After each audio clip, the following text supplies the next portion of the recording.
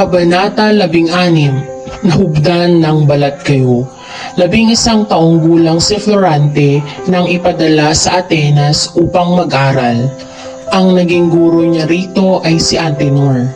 Isa sa mga estudyante rito ay ang kababayang si Adolfo, na nang una ay nadama na ni Florante na tila pakunwari lamang ang kabaitan ni Adolfo.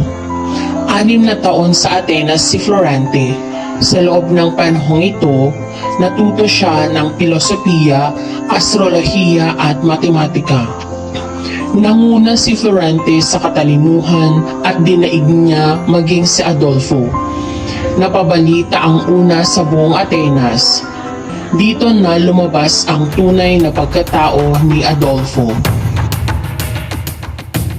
Sa isang dulang ginampanan ni kapwa ni Florante, pinagtangkaan nitong patayin si Florante. Salamat at nailigtas siya ng kaibigang si Menandro. Kinabukasan din, umuwi sa Albania si Adolfo.